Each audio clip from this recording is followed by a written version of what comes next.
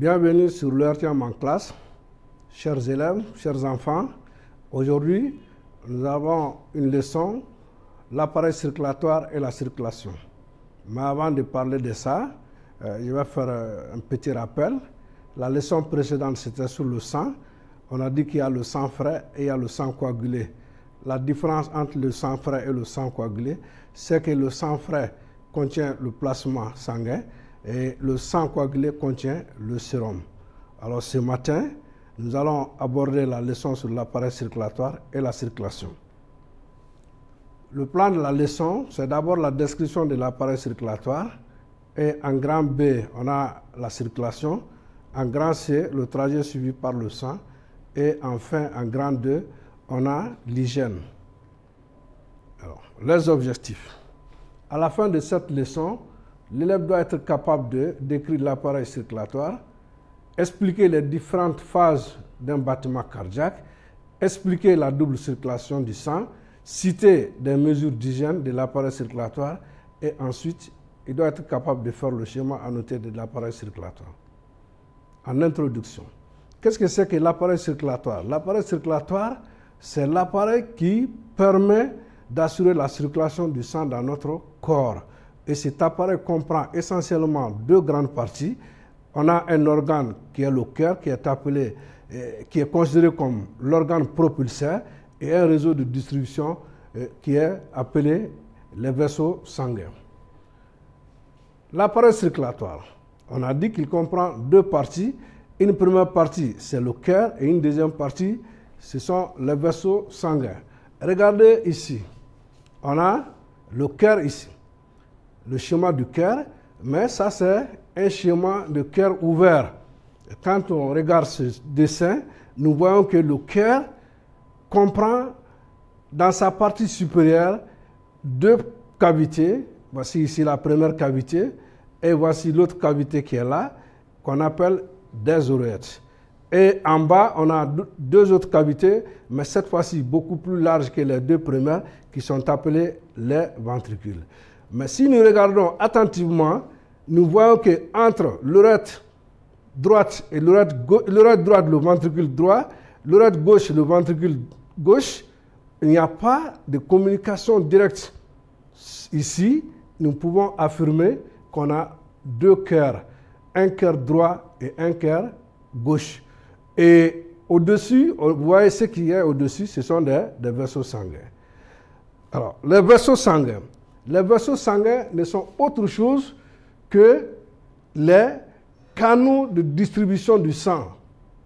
Ici, ce sont des canalisations. Vous voyez ici sur ce dessin, on a un vaisseau ici, on a un autre vaisseau ici, et en bas, vous avez un autre vaisseau. Donc, il y a trois catégories de vaisseaux sanguins. Ce qui est en bleu ici, c'est une veine. Et en rouge ici, vous avez une artère. Et les vaisseaux qui sont là, en bas, sont appelés les capillaires. Caractéristiques de chacun de ces vaisseaux, les vaisseaux ici en rouge, ce qu'on appelle l'artère, les artères sont des vaisseaux qui ont la paroi élastique. Et c'est des vaisseaux qui sont fermes, qui peuvent se contracter. Contrairement au vaisseau qui est là, la veine K par exemple, cette veine, elle a une paroi molle. Elle a une paroi molle, elle est souple. Et les vaisseaux qui sont là, qui sont appelés les capillaires sont de très petits vaisseaux, très très fins. Ils sont très fins. Alors, la circulation en grand B. Dans la circulation du sang, on a dit qu'il y a deux parties. On a dit tout de suite qu'il y a le cœur et on a parlé des vaisseaux sanguins. Chacune de ces parties a une fonction particulière à jouer dans la circulation du sang. En première position, nous allons voir le rôle que joue le cœur dans la circulation du sang dans notre corps. Nous pouvons comparer le cœur de l'homme à une pompe. Une pompe, lorsque votre chambreur est crevé, quand vous partez, vous mettez en pompant, qu'est-ce qu'on constate? On constate qu'il y a une aspiration et un refoulement. Le même phénomène s'est fait avec le cœur. Lorsque le cœur est en marche, il aspire le sang et en même temps, le même cœur expulse le sang. Donc ici, c'est l'aspiration et le refoulement. On a dit qu'il y a deux oreillettes. Les oreillettes aspirent le sang des veines et des ventricules, puis les refoulent vers les artères. Lorsque un cœur bat, le cœur d'une personne adulte bat normalement 70 fois par minute. Et qu'est-ce qu'on constate? Lorsque je mets tout de suite ma main sur ma poitrine du côté gauche, je sens effectivement qu'il y a un battement. Ce battement n'est autre chose que celui du cœur. Et dans chaque battement du cœur, nous avons trois grandes étapes. La première étape, c'est que d'abord, on a une contraction simultanée, c'est-à-dire les deux oreilles se contractent au même moment. Et de cette contraction, les oreilles lancent le sang vers les ventricules. C'est ce qu'on appelle la systole auriculaire. Ensuite, on a parlé des ventricules. Il y a une contraction simultanée des deux ventricules aussi, qui est appelée la diastole ventriculaire. Et cette diastole ventriculaire permet aux ventricules de chasser le sang vers les artères pulmonaires et l'artère aorte. Et enfin, il y a une troisième étape qu'on appelle le repos général ou diastole. Et c'est pendant ce temps qu'il y aura un autre remplissage du cœur, une alimentation du cœur en sang. C'est ce qu'on appelle le repos général ou la diastole. L'ensemble des trois mouvements que nous venons de décrire, c'est-à-dire contraction simultanée des oreilles, contraction simultanée des ventricules et repos, c'est ce qu'on appelle une révolution cardiaque.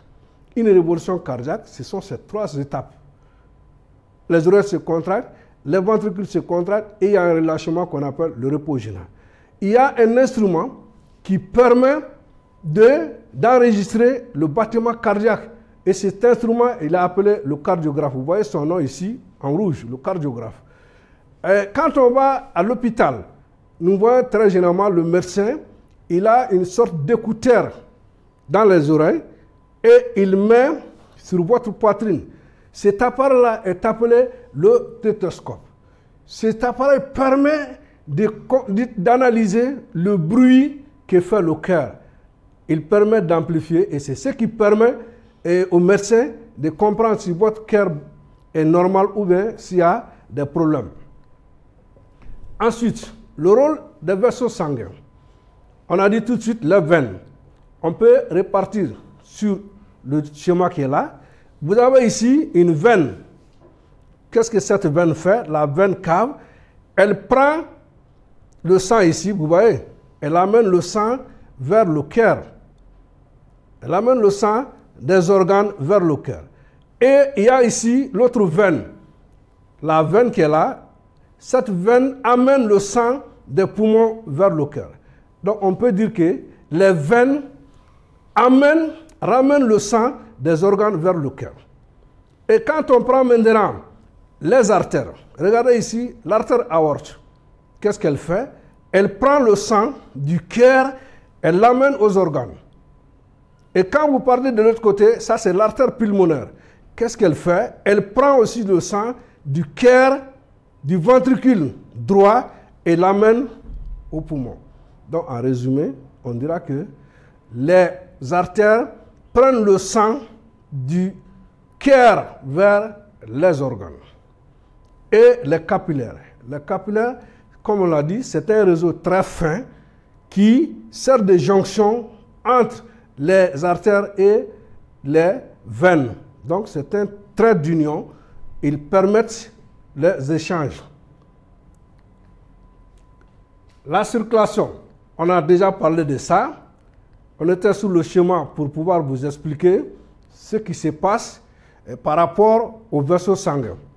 Alors, si nous revenons à C, c'est le trajet suivi par le sang. Il y a toujours ce dessin que nous allons exploiter pour expliquer cette partie. On va exploiter le chemin quand nous prenons ici l'appareil circulatoire dans son ensemble. Vous voyez l'appareil circulatoire dans son ensemble. Nous voyons que le sang, il commence ici ça c'est le ventricule gauche. Il passe par les organes, ici, vous voyez les organes, remonte vers le cœur. Ça, c'est un premier mouvement que le sang fait dans notre corps. Et ce mouvement-là, c'est ce qu'on appelle la grande circulation ou la circulation générale. Dans cette grande circulation, qu'est-ce qui se fait? Le sang quitte, vous voyez bien, le sang quitte le ventricule gauche et vient maintenant à travers l'artère aorte, le sang rouge, il arrive aux organes, remonte par la veine et vient maintenant se jeter dans l'oreille gauche, l'oreille droite, pardon, vient se jeter dans l'oreille droite. Donc, je récapitule. Le sang rouge quitte le ventricule gauche, passe par les organes et revient dans l'oreille droite. C'est ce qu'on appelle la grande circulation. La petite circulation, c'est cette circulation qui va s'effectuer maintenant entre le cœur, les poumons et le cœur. C'est-à-dire, en ce moment, que le sang va quitter le ventricule droit. Vous voyez ici, c'est le ventricule droit. Le sang va quitter le ventricule droit, va passer par l'artère, ici, pulmonaire, c'est le sang noir, et va arriver au niveau des poumons, va changer de couleur, revenir maintenant par la veine pulmonaire et maintenant se jeter dans le ventricule gauche. Donc, en récapitulant, la petite circulation, le sang quitte le ventricule droit, passe par les poumons et revient à l'oreille gauche. C'est le contraire de la grande circulation. La petite circulation, elle est aussi appelée la circulation pulmonaire. L'hygiène. L'hygiène, c'est un ensemble de mesures que nous prenons pour pouvoir endiguer ou bien pour ne pas attraper une maladie. Alors aujourd'hui, on nous demande de prendre des précautions pour que notre appareil circulatoire et pour que la circulation du sang puisse se faire de façon normale. Et pour ce faire, on nous demande de faire des exercices appropriés, des exercices qui sont bien adaptés. Il faut éviter les exercices violents. Il faut éviter l'abus de l'alcool, certaines substances telles que l'alcool et le tabac. Il y a des maladies qui sont dues souvent à notre propre comportement ou au métier que nous exerçons. Lorsque nous portons des habits trop serrés, cela prédispose les vaisseaux sanguins à des problèmes tels que la phlébite, qui est une inflammation de la paroi interne des veines, telle que l'artérite, vous voyez ici l'artérite, qui est une inflammation de la paroi interne des artères, et vous avez la varice. La varice, c'est très généralement les personnes qui durent dans une position soit arrêtée ou assise. C'est-à-dire, par exemple, quand vous prenez un tailleur, le tailleur passe beaucoup plus de temps étant assis. Alors, qu'est-ce qui se passe chez ces personnes? C'est presque une maladie professionnelle en ce moment. Qu'est-ce qui se passe? Il y a c'est-à-dire qu'il y a des cavités qui vont se faire au niveau des veines. Et dans ces cavités, il y aura une accumulation de sang et ces parties-là seront gonflées. Et c'est ce qu'on appelle la varice. Pour éviter ça, nous devons porter des habits qui ne servent pas. Alors, il y a quelques accidents que nous devrons éviter. Parmi ces accidents, nous avons les hémorragies. Une hémorragie, c'est un saignement. Il y a plusieurs types d'hémorragie. On a déjà tout de suite parlé de 3 catégories de veines. On a parlé des artères, on a parlé des veines. Donc, il y a une hémorragie veineuse. Et là, le sang coule très lentement.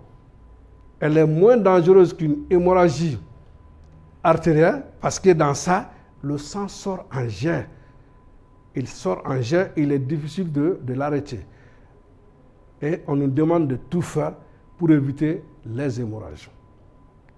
Et enfin, il y a les questions d'évaluation. On vous demande de citer les différentes parties de l'appareil circulatoire.